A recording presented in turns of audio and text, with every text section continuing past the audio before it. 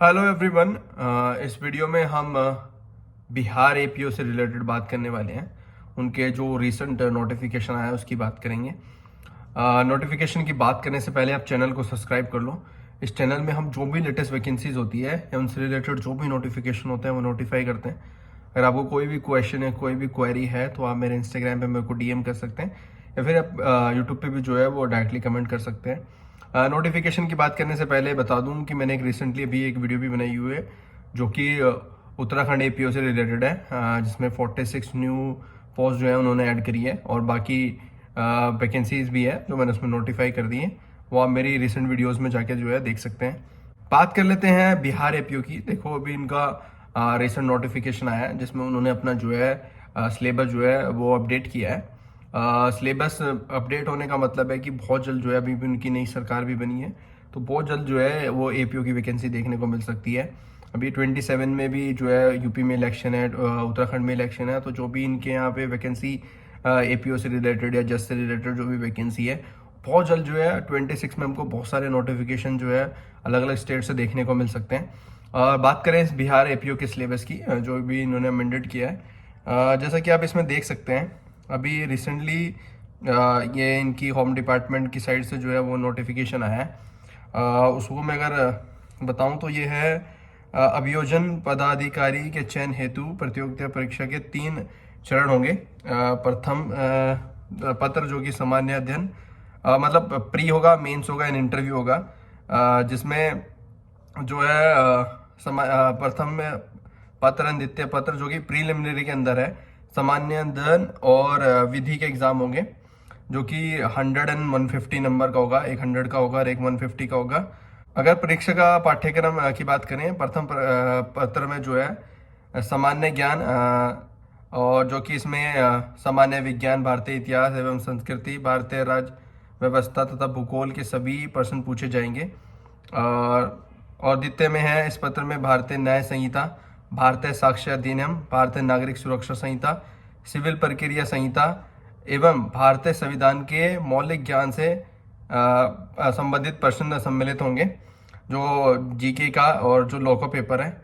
और जो इनकी मेंस का एग्जाम होगा, फिर मेंस के एग्जाम में देखो, इसमें 8 क्वेश्चन, मतलब 8 पेपर होंगे आपके। प्रथम पत्र यानी कि जो पहला आपका एग्जाम होगा वो होगा सामान्य अध्ययन का, दूसरा होगा हिंदी भाषा का, तीसरा होगा अंग्रेजी भाषा का, और ये तीनों जो है 100 नंबर के हैं। चौथा होगा आपका भारतीय न्याय संहिता का, यानी कि आईपीसी 150 नंबर का। पंचम होगा भारतीय साक्ष्य अधिनियम एविडेंस का। और पष्टम होगा आपका भारतीय नागरिक सुरक्षा संहिता सीआरपीसी जो कि 75 नंबर का होगा। प्लस इसमें सिविल प्रक्रिया संहिता 75, यानी कि टोटल 150 का हो रहा है। और जो सातवां होगा वो भारतीय संवैधानिक विधि, और जो अष्टम होगा वो अन्य विधि। अन्य विधि में भी इन्होंने जो है सिलेबस जो है अपना नोटिफाई किया होगा यहाँ पे। अब इन्होंने इसको भी एलोबरेट कराया, सामान्य अध्ययन में वही सब आएंगे जो प्री के पेपर में होगा। जो हिंदी का पेपर होगा उसमें भी इन्होंने बताया कि वही होगा जो बिहार विद्यालय परीक्षा समिति की माध्यमिक परीक्षा में चौथे वर्ग से लगातार हिंदी का अध्ययन कराने वाले परीक्षार्थियों के लिए अभिप्रेत हिंदी का है। इस परीक्षा में उम्मीदवारों के सरल हिंदी में अपने भाव को स्पष्टता एवं शुद्ध व्यक्त करने की क्षमता और परिचित विषयों पर हिंदी का सहज बोध शक्ति की जांच की जाएगी। इस पत्र के लिए न्यूनतम प्रयोक्ता प्रदायी अंक 30 होगा, जिसे नहीं प्राप्त करने पर उम्मीदवारों को लिखित परीक्षा हेतु योग्यता प्राप्त नहीं माना जाएगा। इस पत्र के प्रांतान मेधा सूची में नहीं जोड़े जाएंगे। ठीक है। और इसका जो तीसरा पेपर होगा वो इंग्लिश का होगा। इसमें भी वही सेम जो हिंदी का होता है, सेम इंग्लिश में हो जाता है। और जो चौथा पेपर है वो बता ही दिया है, भारतीय न्याय संहिता। पांचवा जो है सीआरपीसी, ओ सॉरी, एविडेंस एक्ट। और पांचवा जो है सीआरपीसी एंड सीपीसी। सातवां है संवैधानिक विधि। और जो अष्टम है यानी कि जिसमें अन्य है, उसमें देखो शस्त्र अधिनियम, विस्फोटक पदार्थ अधिनियम, स्वापदक औषधिया और मन प्रभावी पदार्थ अधिनियम, narcotic drugs and psychotropic substance act है। IT act, information technology act का चैप्टर 11। और जो बिहार मद निषेध और उत्पाद अधिनियम 2016 भी है इसमें। इसमें 6th एंड 8th चैप्टर है। बिहार मदनेश और उत्पाद नियमावली 2021 और 22, बिहार पुलिस एक्ट भी है, भ्रष्टाचार निवारण अधिनियम भी है, NSC NST भी है और पॉक्सो एक्ट भी है।